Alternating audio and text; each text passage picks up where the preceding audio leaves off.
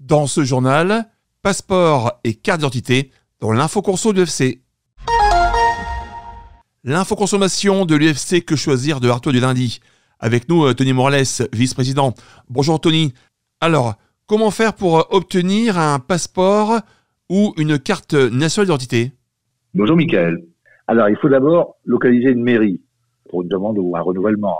Il faut commencer par la géolocaliser. Il faut qu'elle soit, cette mairie, équipée d'un dispositif de recueil via le site de l'Agence nationale des titres sécurisés. Alors, l'ANTS propose également un moteur de recherche pour trouver rapidement un rendez-vous.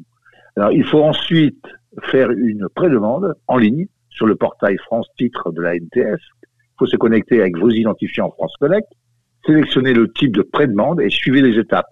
Vous obtiendrez un numéro de prédemande à communiquer en mairie et cette étape, c'est pas obligatoire, mais sincèrement, ça facilite beaucoup le processus. Alors, prenez donc un rendez-vous en mairie, via France Titres ou autrement d'ailleurs, et munissez-vous de ce fameux numéro de prédemande pour que l'agent retrouve vite votre dossier. Il prendra vos empreintes, sauf pour les enfants de moins de 12 ans, et validera votre demande. Vous recevrez un message lorsque votre titre sera prêt. Alors, pour suivre l'avancement, il y a un numéro à 17 caractères qui vous permet de suivre en ligne la production de votre passeport ou de votre carte nationale d'identité. Alors, le coût d'un passeport, il peut varier entre 17 et 86 € selon l'âge. Tony, comment obtenir un permis de conduire international?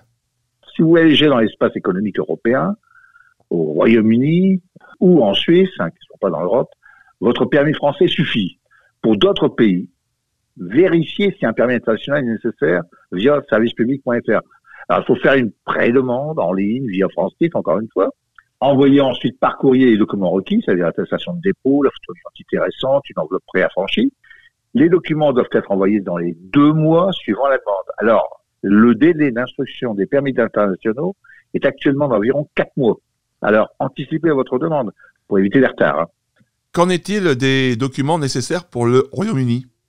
Alors, les citoyens français devront obtenir une autorisation électronique de voyage qu'on appelle l'ETA pour se rendre au Royaume-Uni, sauf s'ils possèdent un visa ou un statut de résident. L'ETA permet de séjourner jusqu'à 6 mois pour le tourisme, les visites familiales, les affaires ou les études à court terme, et jusqu'à 3 mois pour les visas créatives. Elle est également nécessaire pour les engagements rémunérés, autorisés et le transit par un aéroport britannique. Alors cependant, l'ETA ne me permet pas de travailler pour une entreprise britannique, sauf exception, de demander des fonds publics, de vivre au Royaume-Uni par des visites fréquentes ou de se marier ou enregistrer une société civile. Alors, le coût de l'ETA est de 10 € via l'application ou le site gov, en majuscule, .uk, mais passera à 16 € tous les voyageurs, y compris les bébés, et les enfants doivent obtenir une ETA. Et aucun remboursement n'est possible après la demande. L'application mobile est le moyen le plus rapide pour postuler. Vous avez besoin alors d'un passeport avec lequel vous voyagerez, l'accès à vos mails, à vos emails, le mode de paiement. Vous pouvez utiliser Visa, Mastercard, etc. comme d'habitude.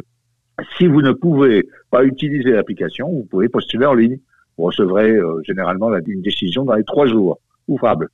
Pour les demandes par groupe, chaque personne doit présenter une demande distincte. Votre ETA dure 2 ans ou jusqu'à l'expiration de votre passeport. Tony Morales, merci.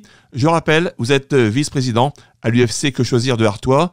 Plus d'infos aussi sur ce sujet et pour les litiges à consommation, direction la Maison des Sociétés, 16 rue Aristide Briand à Arras, la ligne directe 03 21 23 22 97 et sur artois.ufcquechoisir.fr. Tout de suite, l'actu du monde.